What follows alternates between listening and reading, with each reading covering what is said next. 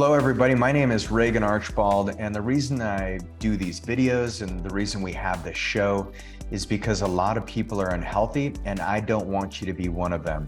I'm the founder of East West Health, which is an age reversal company that allows you to become unreasonably healthy in the shortest amount of time without sacrificing the most enjoyable parts of life. Your time is your most valuable resource that you have, and so I want to give you easy ways to stay healthy so that you make your next decade your best decade. And by the way, if you enjoy the show, please leave us a review and we will love you forever. And please enjoy the show. Good morning and welcome to another episode of the Crackin podcast with your hosts, Dr. Terry Wyman and Dr. Spencer Barron. How you doing this morning, guys? Doing good, Lance. It's great to hear. So today we are joined by Regan Archibald. Regan Archibald is one of the leading peptide specialists in the nation and serves as a regenerative therapy and peptide consultant at the award-winning clinic he founded in 2004, East West Health and Integrated Pain Specialists. He's the author of 8 books, including Never Stop Healing and Your Health Transformation. How are you doing this morning, Regan? Doing great. Yeah, thanks for having me on.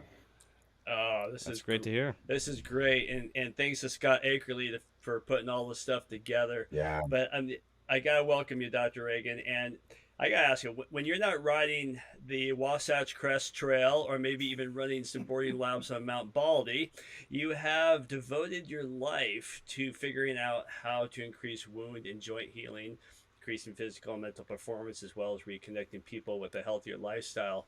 Since we all want to be healthy, and we want to kick this thing right off the bat, what was your aha moment to kind of lit the fire to get you on this path? Oh man, mine happened 25 years ago. Yeah, I grew up on a cattle ranch in Idaho. And so growing up, I wanted to be anything but a farmer. And so I had an uncle who was a doctor, and I said, okay, I want to do that. I want to help people in healthcare. And so in my undergraduate work at the University of Utah, I ended up having my first health crisis where, I started noticing I wasn't sleeping well. I got brain fog. My joints started to get achy. I started gaining weight. And all the doctors that I went to, they all ran my labs and they said, hey, Regan, everything looks normal. You're fine. Nothing's wrong with you. And you're just stressed. You're taking too many credits. And I was like, yeah, this is not stressful. This is school. This is easy. And so I finally went to a naturopathic doctor who was also an acupuncturist who ran the right labs for me. And we uncovered the fact that I had Hashimoto's. And so it was my diagnosis of a thyroid disease and autoimmunity that actually opened me up to a whole new world of medicine. And so that's really where I started working on, my diet, my exercise, and just really made some big changes with herbal medicine. And then, fast forward about 10 years later in my practice, that's when we started using regenerative therapies and peptides for my thyroid. And I'm happy to say I'm in remission now. But I think my big aha moment, one of them, I've had so many, but one of them was just that, hey, I don't really want to put my life in the hands of doctors who tell me everything's fine when I don't feel good. And I knew something was wrong. Why peptides, though? Where did the idea of peptides? Because that's relatively new, I think, isn't it? Yeah, well, the peptides came in. I've always my practice is called East West Health, and so I've always looked at let's bring in some Western science and innovation with the medicine, but I got really interested in peptides because I had pretty bad ADD. Growing up, I had a lot of concussions. I used to race dirt bikes, and when you grow up on a farm, you just look for adrenaline. That's your only excitement, and so you'd injure yourself in the process. But I ended up using peptides more in under the terminology nootropics, which is basically things that assist the brain without side effects. It has long-term benefits, and it creates more stress resiliency. And then as I started looking deeper into them, I found like BPC-157, thymosin beta-4. I was like, oh wow, then there's peptides for growth hormone. There's all these mitochondrial derived peptides. There's bioregulators like KPV and GHK. And so I think that's, Dr. Barron, to answer your question, I think peptides just were kind of a natural evolution based on what I wanted to accomplish in my own health. I love it. And for the listeners that don't have a clue what peptides are, but are interested in anything that is a longevity medicine, peptides are not a drug. Well, at least they're not formulated to be a drug, and they're basically a string of amino acids. Is that Yeah. correct? So, but it's depending on that string that makes it, applicable to like BPC 157, let's say. There seems to be a lot of benefits. But my question to you is that, anything that I've read about it, it's all animal studies. Usually rats have incredible, like improved tendon healing, Mhm. axon repair, in the brain. And so how do you feel about all that investigational published work and its application to the human being? Yeah, well, I think so. There's two parts to your question. One is, what are peptides, and I'll start there, but then we can jump into is there relevant clinical data that would support human model? Because unless you have pet rats, it's like those studies are interesting, but yeah, for your mice, if you happen to sever their hepatic portal vein, BPC will actually heal it in 7 days versus not. So um, That's the I'm farm like you. I thing. don't, That's from the what's that? farm. That's a farmer thing, right? We The do pet have, rats and the farm. yeah, we'll heal them. Yeah, Yes, yes. they have no place on the farm actually. We're pretty brutal to them, but Yeah. uh, so you vegetarians out there, you may there's some reality to what happens to the rodents when we plow the fields, but we won't get into that. So Rats. so Rats let's too. so in the what peptides are like, they can be considered enzymes, they can be hormones because they're transporters. But really what peptides are is if you think of the hardware as like the cells and the DNA of the cells, the software is the messaging that comes out of the cells. Peptides are just the software. It's just the communication pathways back and forth in the cell. If you think what messenger RNA is and microRNA, these are folded proteins, and the way the proteins are folded dictate the expression that's going to happen in the DNA of the cell. And so we can take a peptide like GHK copper, and what GHK will do is go in there and clean up the expression of the DNA. So it's like going on and turning on the lights in your house that need to be turned on and turning off the lights that you don't want turned on. So Nice. peptides are beautiful way of causing cellular expressions in expressing health specifically. In my opinion, they're safer than most supplements. Most supplements, people don't realize that half of what you're taking in a supplement is not what you're reading on the label. There's fillers and other garbage in them. So you got to be real careful. And I know you guys are very, cautious about how you source them. Our patients who come in with their suitcase full of Walmart supplements, it's like it's Terrible. far more dangerous than peptides.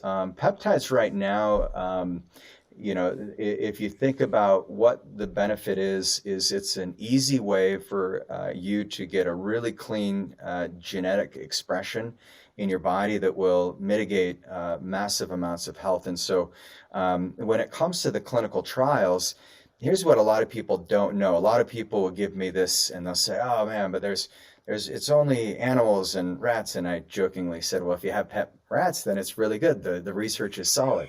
But but from a human study perspective, there's actually been about 700 peptides sequenced. There's probably 7,000 that exist.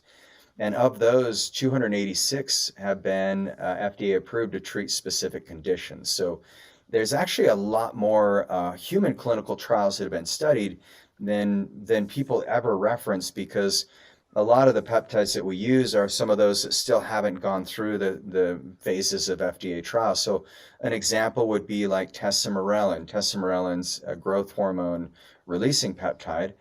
And tesamorelin was researched, I believe it was 2012 or 2013, is when it got its third phase of the clinical trials and FDA approval for lipodystrophy in HIV patients. So it shrinks belly fat in those patients who have that. And the pharmaceutical name is Agrifta. But of course, they put a drug affinity complex on it, which creates more side effects. And I think the pharmaceutical companies, they realize there's a lot of power in peptides, and they've funded most of the studies, or the universities that get funding pharmaceutical companies are all profits. So they're a smart business model because they take the research out of the universities and use that. But anyway, but they have researched a lot of these peptides in clinical trials, like Agrifta or like thymosin alpha-1, or like Ozempic or Wegovy or some of these GLP-1 agonists. And so now they've gone through and received full FDA approval. We just happen to use them and prescribe them from a compounding pharmacy. So, and if you take something like Agrifta, which the average cost is about $5,000 a month, we get that cost down about 95% when you just get it compounded from a pharmacy. So, yeah. So I don't know if that answered your question, but Oh, in a big way. Yes. Yeah. I see now that there's so many different formulations or so many different peptides. I guess the one I'm most familiar with that I've heard about is the BPC yeah. 157. Could you share why that has become the holy grail in the midst of all these peptide combos? Well, I think because it's one of the most pleiotropic peptides, so it comes from the gastric secretions, and actually in the past, the way that BPC 157, the way we made it was, they would literally take human gastric secretions, and it's what our body makes. So it's a very powerful peptide because it's got regenerative properties. So you can. I've injected it in a rotator cuff tear for myself and helped correct that. We've had, hundreds of patients who've corrected tendonitis and epicondylitis and all types of things with BPC. So that's one of the exciting things about it, because it stimulates nitric oxide production. And as you guys know, nitric oxide is what creates better vascularity and health in the tissue. The other thing it does is it does improve some of the stem cell signaling factors. So it turns on your body's own stem cells, especially if you use it with thymosin beta-4. And but then you take another look at it and you say, well, it comes from the human gastric secretions. What does it do for the gut? And with the gut is where it's really exciting, because it heals Ulcers. leaky gut. Ulcers, colitis is one of the first studies they did. I believe it was in Czechoslovakia. And they actually did human trials, but they won't release it. And I don't know if it's Czechoslovakia now or Czech Republic, I think is what but I think there's some interesting things with BPC 157, where I jokingly said, yeah, if you happen to have a rat with a severed hepatic portal vein, we have the treatment for you. We can save your rat, Yeah. because they actually did a trial where they took rats and they severed that vein, and the one group of rats had BPC 157 in their water, and the other group of rats just had water to drink. And the group that only had water to drink, they became jaundiced, really sick within a week, and most of them were dead within 10 days. All of them died within 2 weeks. The other group of rats that had BPC 157 in the water, they were drinking it, and they got really sick by day 3. By day 4, they're expressing symptoms of liver failure, and then things started to get better. And so within about 10 days, they were all in full recovery, and they actually and then they killed the poor rats, and then they looked at the hepatic portal vein, and it was completely repaired. So Wow.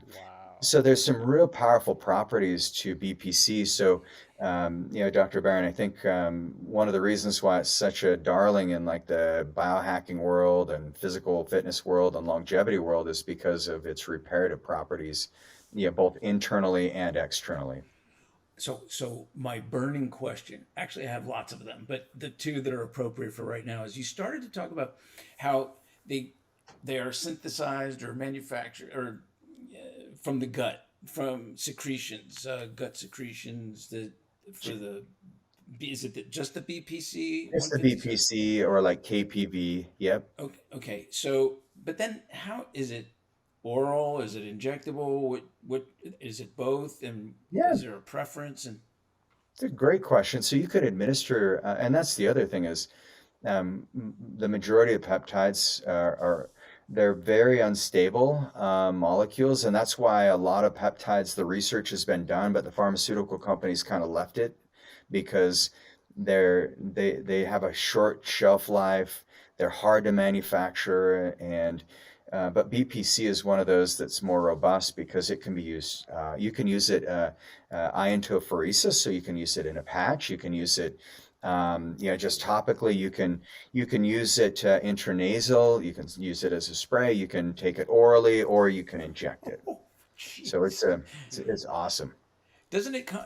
Doesn't it come? Think I saw a photograph of it. It comes lyophilized, or what is it, in a powder, and then you have to add hydrostatic if you're going to inject it, right?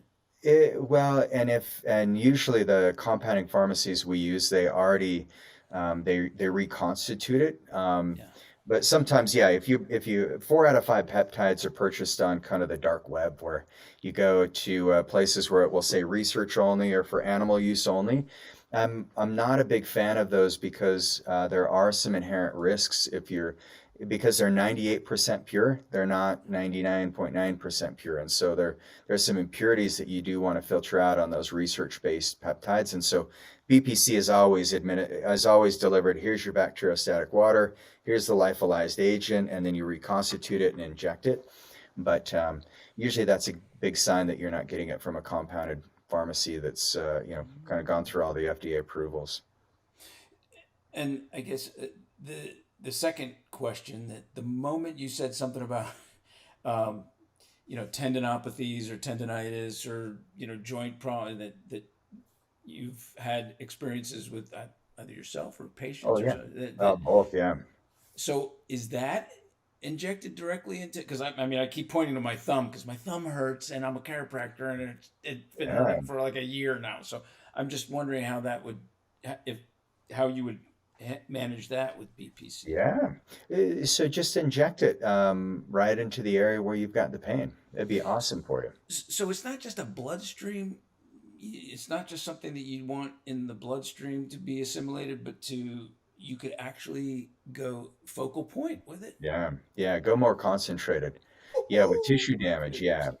Yeah. Concentrated. But I would use it systemically too, so that you get, benefits to your whole Whole body. body. Yeah. Yes. Goodness knows I need that. But anyway, so is there? Well, I guess obviously the obvious next question would be: do you suggest uh, where to get it? Do you have relationship with a compounding pharmacy? Do you Oh have yeah. one? We are probably, we prescribe more peptides than almost any clinic in the United States. So we work with some of the best manufacturers who have the amazing peptides, and yeah. So and we work with people all over. I'll call you after. Yeah. Yeah. Well, Or go to your I can website or help you. I something. can help you get the Yeah. right stuff. Yes, Right. because the wrong stuff is pretty easy to find. Whoops. The wrong stuff is pretty easy to find, but yeah, the right stuff is what you need. I mean, do you find, like you mentioned earlier about people come with supplements from Walmart in their thing? Do you find now that this whole peptide is becoming a hot topic that every company do you foresee people buying their peptides from Walmart and it's filled with crap and fillers and and it has the label that says BPC 157 on it, but it's really not a very good product. Are you starting to see some of that? We see it in the cosmetic world a lot.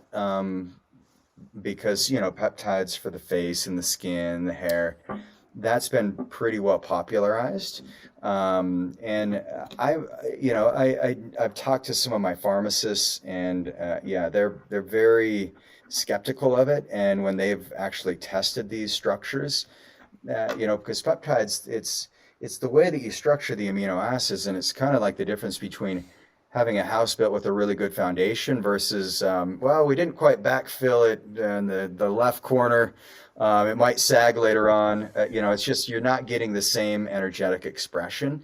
And so, they're finding that people are buying peptides that there's actually not a similarity of, like, you buy BPC 157 and they're like, we don't even know what amino acid sequence that was. It didn't register on in our cytometry. So yeah, so I think it's something that, we'll probably see more of that in the future, because peptides are just there. It's a tidal wave and it's just in its infancy. But I think as it goes along, the FDA's, they've been very in favor of peptides as long as there's not, crazy claims. They're kind of fall in this gray area where it's like, all right, well, we don't have all the studies on it, but it's generally considered safe, is kind of their stance on it.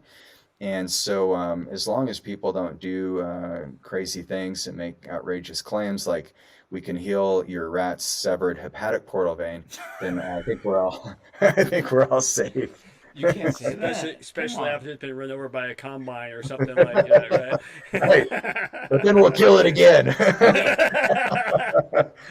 I've actually had patients bring me in bottles, and they're getting it from different supplement companies. Have you been seeing some of that, and are they safe to take?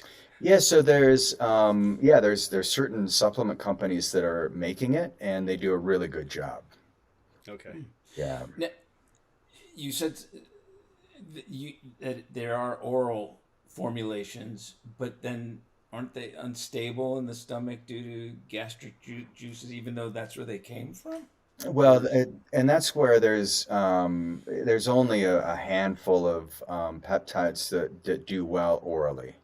So, and people get really, I've had so many patients who they've been working with, like their concierge doctor, functional medicine doctor for years, and their functional medicine doctor learned about BPC 157 and just kept them on it forever and never looked back. And it's like, well, there's actually so many other peptides that are like way better, and depending on what you want to do, because one of the reasons I got into peptides is because I've got multiple clinics and multiple doctors that I was trying to get them to see the value of it. And so I have a group called Go Wellness where I train other doctors on peptide therapy, and I bring in scientists and researchers, and it's really fun.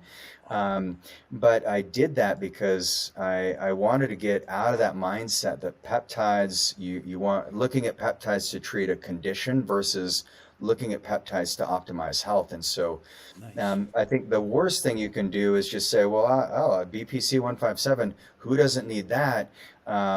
Well, actually, if you keep someone on it for a month and then cycle them off and then put them back on it a few months later, but in the meantime, you're working on different pathways with other peptides, you're going to get a 10 to 100 times better response in the body's health than you would if you keep someone on the same peptide over and over and over again. And it's kind of like if you adjust somebody every single day of their life for the rest of their life, their back is going to be far less responsive, and you're not going to get the same impact on that chiropractic adjustment. Nice. The same thing. I Yes. like that. That's Same. I studied before I came on, so Well, good thing. want to butter you he's guys called- up. But unfortunately, he's called Spencer out, so he's going to have to now change the way he does things. Because I just adjust C1. That's all I did. On everybody. Very gentle touch. Just- But a big pop, so we can get a lot of followers. yeah, On Instagram, right? good, good. Well, let me ask you. First, I have two. Again, I have so many questions are just pouring out of my head. That's why I'm quiet. I just sit back as he just jabbers. Oh, you and I could talk, Terry. I mean, yeah. Prescription? Are these prescription or Yeah. How does that How does So that work? this is the big difference. If you're not getting it from a prescribing physician, I think you're you're running the risk of having first of all spending a lot of money because peptides that you can buy on different websites that are available online without a prescription are very expensive. So first you run that risk of not getting what you're paying for, and then there could be some side effects, some dangers to it as well by not having properly filtered peptides. But in general, they're pretty safe. But really, we want them to be effective because most of us are using peptides because we want to have unreasonable health at any age. We want to live a long time. We want ridiculous things to happen and we have these ridiculous ideas and outcomes that we have in mind. And so we're using peptides like CJC 1295, ipamorelin, things to help stimulate growth hormone so that we recover better, we feel better, we have better energy, our brain works better. And so in doing so, you want to make sure you're using a pure source, and that's where the prescription is really necessary. And there's not a lot of compounding pharmacies that do it. We've been able to identify a couple of those that have been great to work with. But those pharmacies, they have very strict criteria that they have to follow in order to stay compliant with the FDA. So there's safety in place in the United States that other countries don't have, and there's plenty to be said about any government agency of being ineffective, and the FDA is pretty easy to point fingers at. But in the peptide world, I think they're doing a really good job as far as allowing these compounding pharmacies to make peptides as long as it's done in sterile environments, safety profiles are high, and so those are the pharmacies that we use that are following the rules. What happens to the body with their naturally occurring peptides with age? What is it that Man. you would need something to supplement with? So luckily, none of us are over the age of about 15, so we all have really healthy peptide expressions. If perhaps you know somebody who might be older than like 40, well, that's when if you look at our testosterone levels, every decade of life past about 30, our hormones start diminishing by 10 to 15%, and there's different epigenetic factors that can compound that. But in general, by the age of 50, in growth hormones specifically, we're about 50% depleted in growth hormone. If you think of your immune system, which of the 9 hallmarks of aging that has gotten a lot of press over the years, David Sinclair has talked about this, but one of those is immunosenescence. And so our immune system, our thymus gland starts to involute, and so we have a poor expression of white blood cells, and so therefore we become more at risk for cancers and heart disease and things like that. When growth hormone diminishes, our brains don't work as well, our muscles don't hold up, our skeletal system starts to break down, and so one of the things peptides can do is they can, instead of using growth hormone itself, which is longer acting and it can have some adverse side effects, using a peptide to cause your body to secrete that hormone is really the thought process. And so we can use these peptides to turn back the clock and to allow your body to start remembering what it's like to produce growth hormones. So when I first started using like IGF-1, for example, I was shocked at how much better I started sleeping. And this was almost 10 years ago. And I was, in my mid to late 30s, and all of a sudden I'm like, wow, I was, looking at my Aura ring. I'm like, I'm getting some deep sleep here. And still to this day, like it's just changed that, because you remember how good you feel when you wake up as a kid, like when you get that really good sleep. In triggering growth hormone, it helps you sleep, and you get better delta sleep cycles, and you wake up feeling very refreshed. You go work out, you recover better, your joints repair faster, your skin looks better. So really, what peptides are doing is kind of turning back that aging clock. When it comes to like testosterone, estradiol, progesterone, some of the hormones in the body.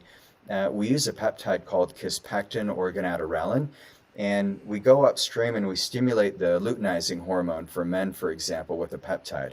And luteinizing hormone goes into the testes, and it increases sperm count and increases testosterone. So instead of using exogenous testosterone, most of our patients, we can get their testosterone levels optimized just by stimulating those pathways with like gonadorelin or sometimes we use enclomiphene, but usually it's gonadorelin or kispectin. With our female patients, we can minimize some of the hot flashes, some of the menopausal symptoms through that same pathway. So it's really exciting to see what can happen.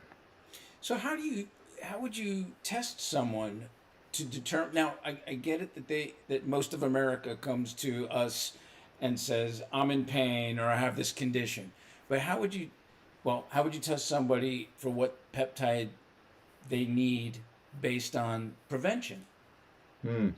And so everybody who works with us, we're all trained in functional medicine.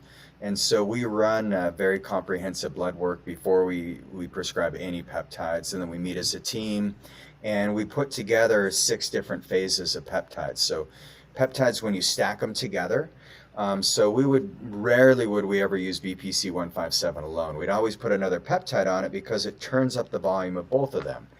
Just like the 3 of us meeting together, it's like an exponential outcome instead of just me having a dialogue with myself.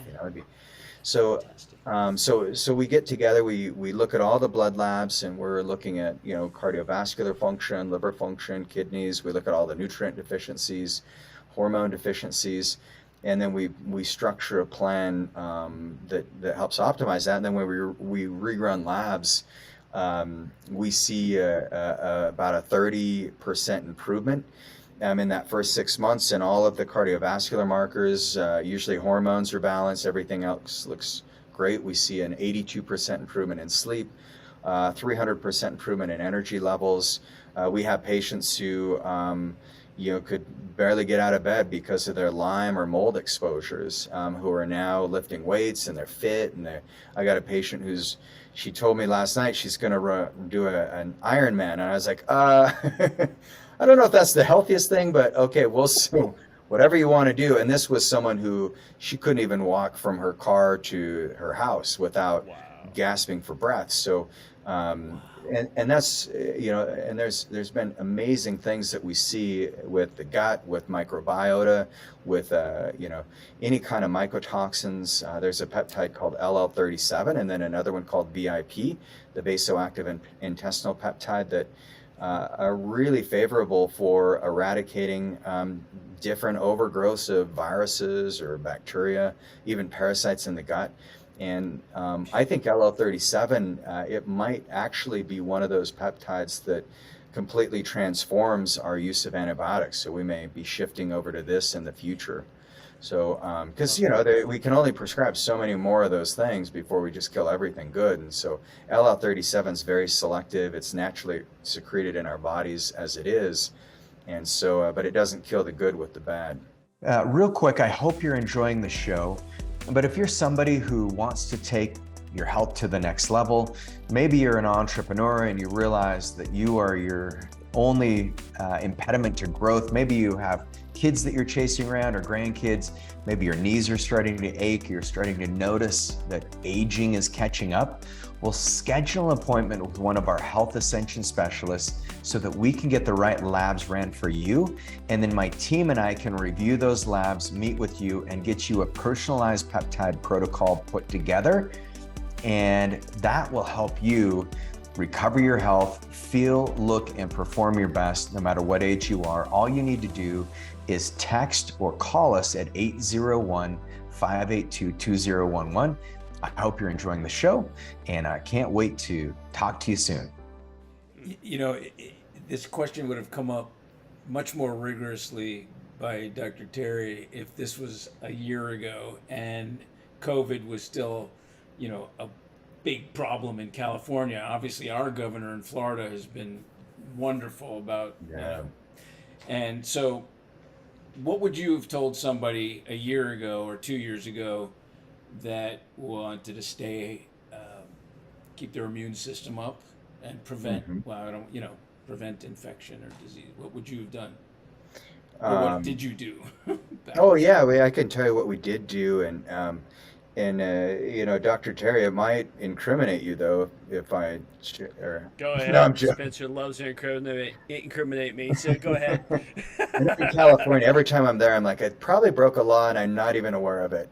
Um, That's all right. I get it. I get yeah, it.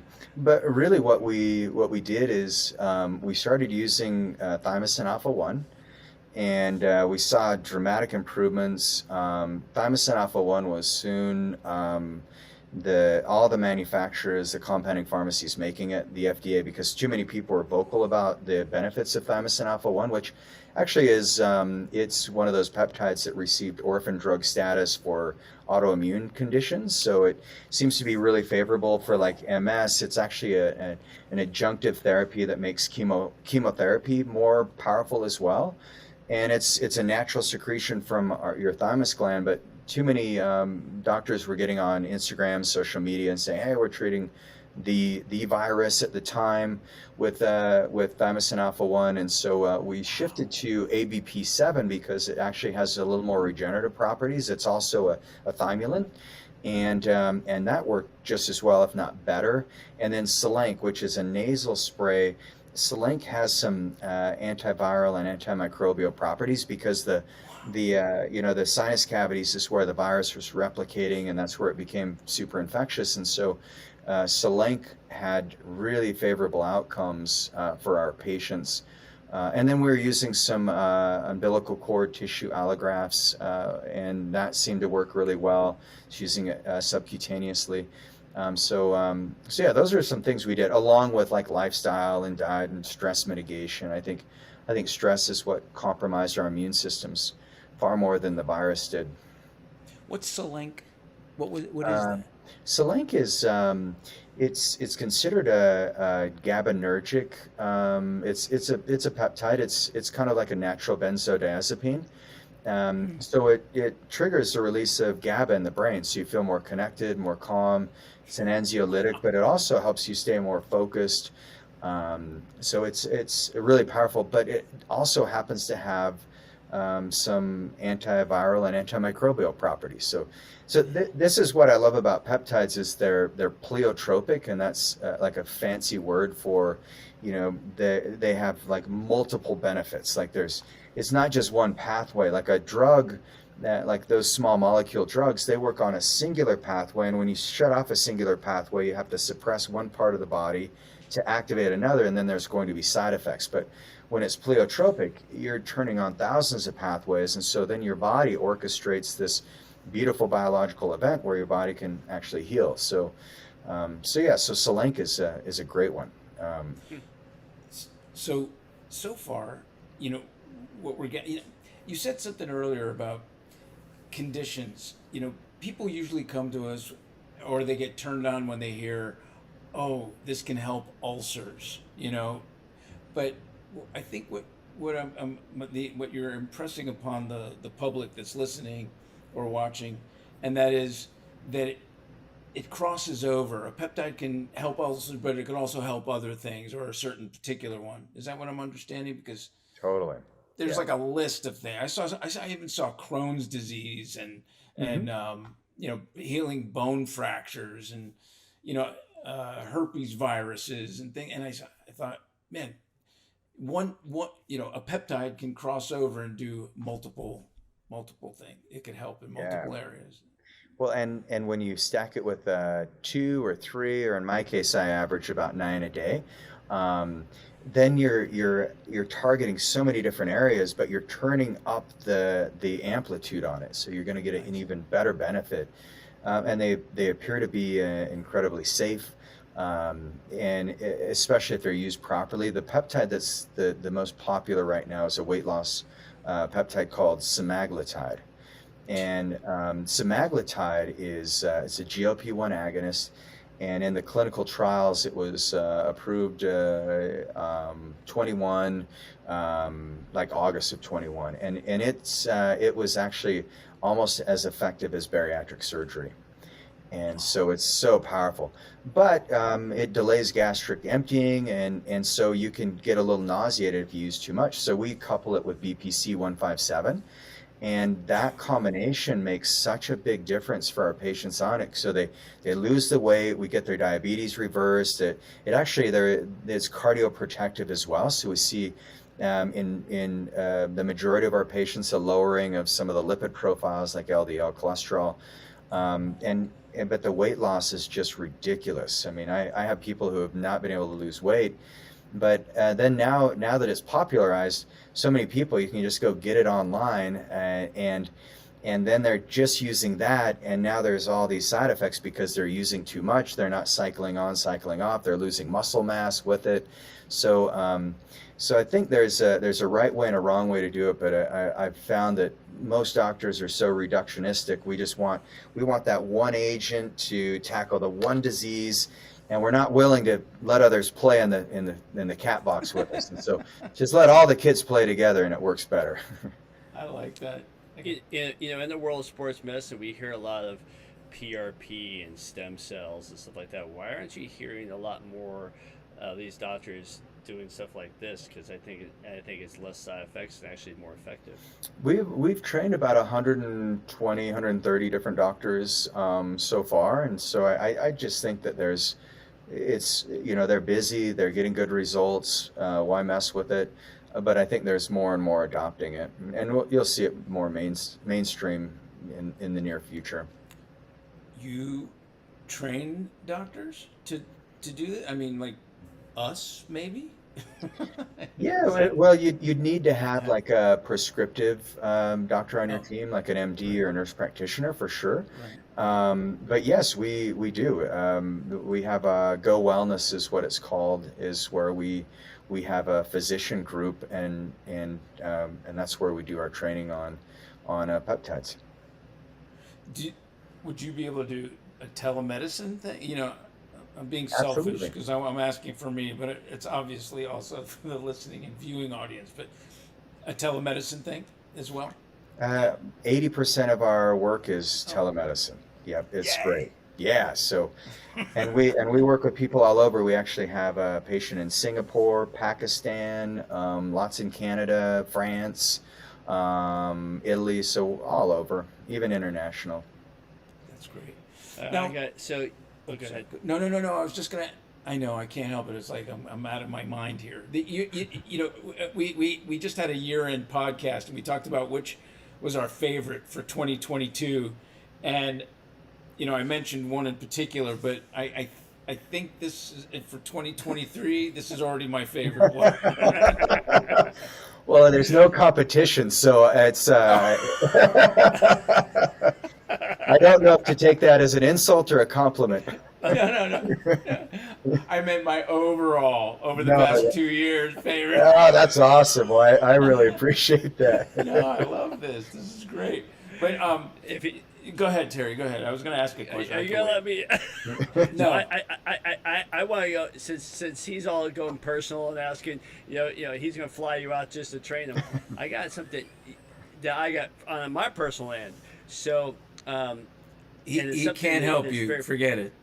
Forget it. You can't. Yeah, so it's something that you have personal as well. So my wife's her mother has Alzheimer's. Hmm. Her grandmother died from Alzheimer's, and I know you had Alzheimer's in your family Yeah. somehow. Can you, on a selfish thing for my wife and my wife's family, can you talk about? Because you had a statement I read somewhere that your goal is to eliminate Alzheimer's. Yeah. And can you elaborate a little bit about the use of peptides, how it's used, how people that are dealing with Alzheimer's, can you elaborate a little bit on that? Yeah, absolutely. And I've got a book called Your Brain Rejuvenation that kind of talks about some protocols we've used. But when it comes to Alzheimer's or any cognitive decline, the worst time to start treating it is when you have symptoms. Oh, I'm forgetting names. It's like, oh, shoot, well, we probably want to work on your brain far before anything ever shows up. And so, but as far as peptides go, we talked about Selenk. Selenk is a really good peptide because it's neuroprotective. Any kind of nootropic in general is going to have protective properties of the brain, even if you have the genetic variant that would put you more at risk for Alzheimer's, like your wife has. I've got it. The interesting thing though is there's a peptide called cerebrolysin that it works phenomenally well, but it actually comes from pigs' brains. And cerebrolysin is a peptide. Cmax. Cmax is actually a nasal spray, so it's easier to administer. Cerebrolysin is an injection. But I think your wife would do really well on those. Even if she could just do Cmax, if she didn't want to inject herself. Cmax has been shown to increase BDNF. It also helps with IGF in the brain. It helps with that kind of type 3 diabetes syndrome in the brain where you've got insulin resistance. We've also used Novolin as a nasal spray to prevent Alzheimer's, and so, which is kind of interesting because one of the issues that people have is they literally get insulin resistance in the brain, and so they can't get energy into the brain cells, and that's what causes some of the amyloid beta plaques to build up. So those are just a few things, and then working on the gut, obviously, because your gut's your second brain, and so increasing the intestinal integrity with like KPV or BPC would be helpful, and then using an agent like LL37 to eradicate any infections or some other things that she can do. But in general, using like Cmax, cerebrolysin, Selenk, those are some really powerful peptides that will help protect your brain. Wow. Yeah, aniracetam is another big one. If you're familiar with the racetam families, phenylpiracetam. There's a whole host of great things she can do, but I would start with the Cmax, Selenk, cerebrolysin. Is this conversation in any of your books? Any of your? It's I've got a new one coming out, but I try to keep my books pretty like readable. My editor would not let me talk like this in my books. She slaps my mouth. Yeah, Spencer wrote a pop-up book one time and because that's how we have to talk, Yep. and that's Pop-up book. he wrote for me. He wrote for me so I can understand. Yeah. I got that. Yeah. Do you find the are some peptides for the common person that can't get to an injectionist or they don't trust somebody to inject them, or they don't want to inject themselves? Have you found any orals, or is it for a peptide you almost have to inject it? No, there's about a handful of really good oral peptides that are, actually favorable to be taken orally, and so that's really helpful for some of our patients, like 5-amino-1-MQ for people who are looking to improve their athleticism, improve their, lipolysis to prevent lipogenesis. It's an awesome peptide, one of my favorites, and it's oral. There's BPC, which we've talked about. KPV is an oral one that you can use. Thymosin beta 4, that one can be used orally as well. So yeah, there's some really positive oral peptides. So for an athlete that's kind of like, all right, let me do a little scenario. So you and I are sitting at High West having a nice little cocktail at their distillery, and their midwinter's dram just came out, and we were lucky to procure a bottle. Yep. And so we're sitting there, and all of a sudden this new, Spencer has no idea. See, I'm going to finally say something he has no idea what I'm talking about. And this Olympic snowboarder sits down, and they start listening to us talk, and he or she scoots their little chair a little closer. What is something that you could tell an athlete that would immediately change their life to start doing? From a peptide perspective, Sure. I think that's where thymosin beta 4, because recovery is so critical for athletes. What age is this athlete? Olympic age. So what we're talking So about, like early 20s. 20s, okay. So this is where recovery, thymosin beta 4, BPC 157, and then and I work with professional athletes, and and a lot of the peptides just don't they're banned, which is really unfortunate because of the the doping agencies. I get it, but most peptides just help athletes recover faster and repair from injury. So it seems like we want all the athletes on peptides, but if they could take this, if it's off season, I would have them just cycle peptides just like I do with any other patient. Actually, I wouldn't. There's nothing specific because it would have to be get your blood labs ran. Let's see where your imbalances are. Let's remove any biotoxic interferences.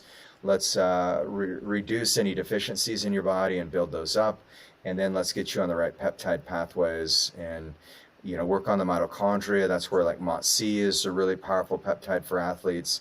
MOTS-C is actually like an exercise mimetic. It's one of the closest things that we know of that can give us the same benefits as if we had to miss a day of exercise.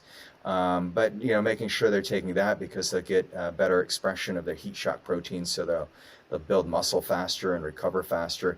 And then getting them on like 5-amino-1-MQ together with NAD is really good to activate the AMPK pathways, the mTOR, so they're getting good build and good recovery. So something along those lines. But really it comes down to let's get your blood work ran, Mr. Olympic, and let's see what's going on. And we'll see how much whiskey there has been by looking at your ALT and AST. Well, it's good stuff. So, so how long will it take? See, the problem with your Olympic athletes, especially some of those extreme sports, they have so many chronic injuries because they got hurt so much just climbing that ladder to even get there. Yeah. And so you're going to look at recovery, but you also look at some wound healing. How long will some of these, as we call it, top athletes, how long will it take for them to even feel the effects of it? Will they feel it immediately, a week? Oh yeah, like when you take thymosin beta-4, you'll be questioning if you pushed yourself hard enough in your workout because you're not sore the next day. It's really hard to get past. You're just, when I first started taking it, I'm like, I need to lift harder, and then so you just try to push yourself harder. And one of my favorite peptides for endurance. So and this is where if it's an Olympic athlete who's doing like more endurance type stuff, like 10Ks or whatever, those I would have them take ARA 290 because that peptide, it works on the EPO pathways in the kidneys, and then it draws more red blood cells from your bone marrow, and so it actually really helps transport oxygen better in your body. And I've actually timed myself every year. You mentioned the Wasatch Crest Trail, and so every year I climb Puke Hill to get to the top, and and that is not a fun climb. And but every year I try to beat my old time, and so it's ARA 290. I got to the point where I was like barely beating my previous record, but then I did ARA 290 this summer with 5-amino-1-MQ, and I was just like 3 minutes faster than I've ever been on that. So that's crazy. So yeah, that would make a big difference for an Olympic athlete. So why are you seeing so many? Is it just lack of knowledge that you're not seeing a lot of these Olympic athletes during the off season? But don't they test? Are they these peptides are banned substances? Is that why?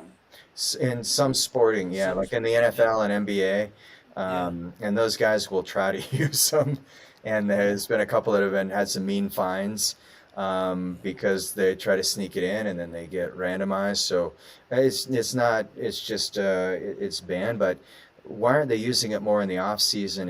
I'm not sure. I think a lot of the Olympic athletes, like in Park City at least, they're on a very tight budget, and so peptides don't always fall into that budget category. And younger people have a really good outcome with peptides, but it's usually people in their 50s, 60s. They notice an even bigger change because they've let their health go for so long, and now they're like, oh, thank you for turning on that. I forgot that even existed in my body, so they can feel it again. You brought up something interesting. What are costs? Is that because we know like supplements, you can spend $100 or $200. Are these? What is it costs? What is the cost for stuff like this? Yeah, it could. I mean, some peptides are like $50, and I've seen them as high as like maybe like semaglutide is closer to $800 from a compounding pharmacy. But if you look at like Ozempic, when you get the pharmaceutical label on it, then the cost goes up from 2 times greater to almost 100 times greater. Oh, jeez. Is it so? It's less. It would be less expensive coming from a compound pharmacy. Than it would be from like, oh, my insurance covers it, and so I'm gonna get it prescribed. So Yeah, yeah, of course. Interesting. So, so, oh, I thought you were going to ask something else about that, Terry. But we talked about, so, in older folks, the the slow deterioration of how organs start to not function as close to 100% as so these peptides, are they tissue supportive? Do they support the regeneration of the tissue, or is it the chemical synthesis of, does it just provide what is chemically missing to biochemically missing? Is it also support the tissue? I think it's a great question because peptides are very tissue specific. So they will go in and they'll target on the receptor sites of the cell of that particular tissue that you're working on. So, but then there is a systemic benefit to peptides that you'll see, because once you turn on, like for example, if you're using, we'll use ARA290, which works on the kidneys. Once the kidneys turn on, well, suddenly you have all these electrolyte balance, fluid balance. You have calcitonin secretion. You have a decrease in aldosterone, so you see a decrease in blood pressure. So, that's where some of the benefits of the peptides are. Is if you can target that particular tissue itself, then you can change some of the physiology from that organ. Thank you. We are going to do something that we have found a love for, and that is rapid fire questions. Rapid fire means that you have to answer off the top of your head, usually brief, but we end up getting caught up in asking you to elaborate on it. So we'll give it our best effort. Are you ready? I'm ready. Yes, I think I'm ready. I don't know what you're going to ask, but You might have to take some nasal spray or something to get your brain all fired up. hold on, guys. Let me go get my supply. Take a commercial break, right? Yeah. All right, Regan. Here we go. The number one. What is the best quick lifestyle tip to get any human being on a better lifestyle plan? Your opinion. Oh, my opinion is cold plunges. I did cold plunge every year. I have a challenge, and so on my 42nd year, I did 365 days of a cold plunge, and it was life changing. So do cold plunges. It's really good for your central nervous system, good for your adrenals. You'll sleep better. You'll recover better. Great for your heart. Everything improves with cold. So you know, Regan, that he's in South Florida, so anything below 74 degrees is considered a cold plunge, right? Yeah, good luck down there. I actually traveled to Florida a couple times during that, and I'm like, I had to use so much ice just to get that bath water cold enough to count. The hotel's like, what do you do? I'm like running back and forth on the hall with a bucket of ice. A cold plunge to me is 60 degrees. Okay. Jeez. So anyway. That's like a bathtub temperature, bud. You're right. All right. Question number 2. What is the one thing a patient with an autoimmune disease needs to change right now? Oh, man. They need to get rid of the interferences that are triggering the autoimmunity. And so whether that's emotional stress, whether it's, chemical toxicity, whether it's an infection, or maybe it's food. So look at those 4 categories and remove those things, and you'll be shocked at how much better your body can do. Nice. Okay, Regan, you have not said the same peptide twice. You must have. I mean, I was thinking of taking notes after, and there was like a host of maybe 50 peptides that you just mentioned during this podcast. But question number 3. Is there one peptide supplement you recommend to every person? Yeah. My one peptide recommendation is don't use a single peptide alone. So, Ooh, that's good. so That's not what I thought. Good, yeah, good, because good. it will.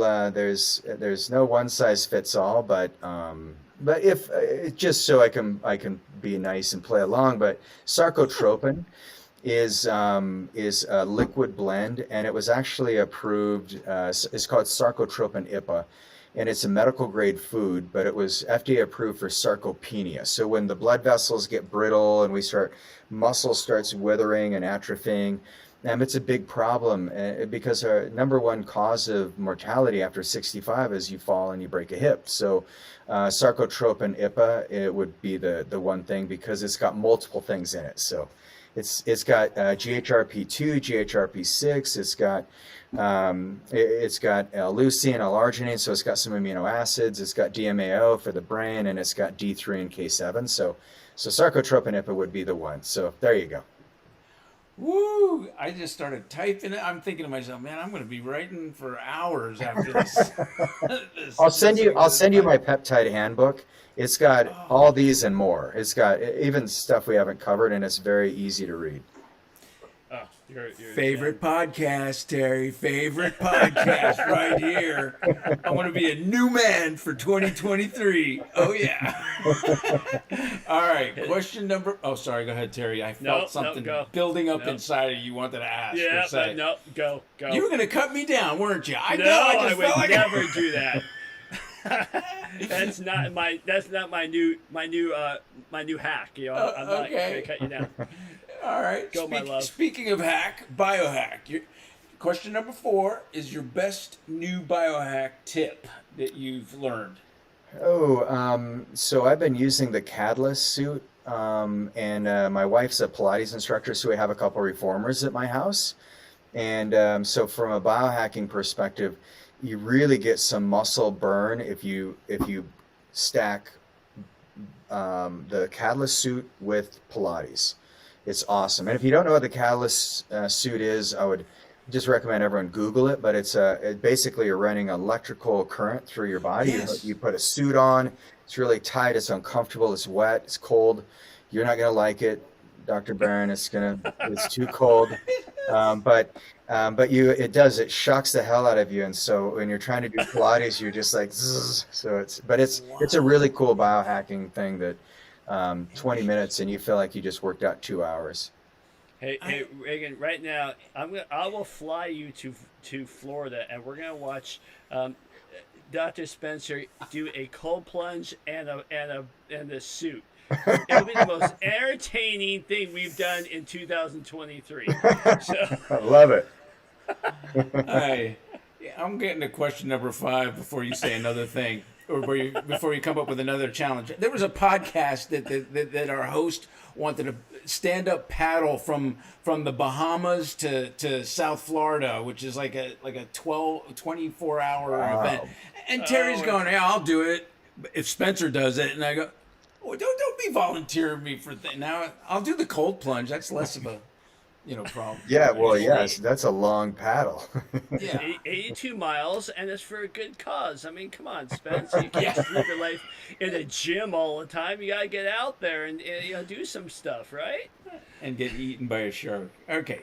So question number 5, the last one before we wrap it up. What music do you love to get your mind in a perfect state for, Regan? I really like I like rap. I like Kanye West a lot. I know it's controversial, but I'm actually a big Kanye fan, and I think he's totally misread in so many areas. I'm not sticking up for him by any means, but he's an amazing artist. I like his shoes. I like his fashion. Yes, narcissism. You could definitely label him as whatever you want, but I just really dig his music. So sorry, you may not have wanted to ask that one. No. Just everyone who I actually think I think the man's brilliant. So he just get your good. Yeah, you guys misunderstood, and Spencer's the rap king. So no way. My favorite, Rick Ross, baby. Rick is he's down there in Florida. That's awesome. Yeah. Oh, good. Okay, I knew I liked you guys. So we're cool. Yeah. Even though about an hour ago I found out his dream guy is Ricky Martin. Ricky Martin? Yeah. Okay, for our end of the year podcast, Terry asked me, so what guest would you want on the show? And I didn't even have to think about it. I go, Ricky Martin. And they looked at me like, what's wrong with you? Are you okay? What happened? He was expecting like Arnold Schwarzenegger Oh, or yeah. somebody. And I go, Yeah. no, Ricky Martin, man. He's just like the coolest, down to earth. He's super talented, you know. He can dance. He's handsome. He's a family guy, you know. And I wanted to be Ricky Martin. That's it. Oh, okay, got it. Well, Now you see, you sit back and let him talk, and then you'll see where it goes. okay. That's great. Terry, I think you need to wrap this up before we get to the worst. All right, we are gonna wrap it up pretty quick because we don't want to hold your time. But I want to ask you a question because I mean you've been blowing us away for this past hour. I mean, I'm gonna have to listen to the podcast again and have your book just to try and absorb half the stuff. But you're very cutting edge, and a lot of doctors always say they're cutting edge. Yeah. But the problem is they're reading stuff that's 7-8 years old, and then they're calling themselves cutting edge. Right. How do you stay cutting edge? And are you doing like experiments? Are you figuring things out yourself? But how do you stay ahead of the curve?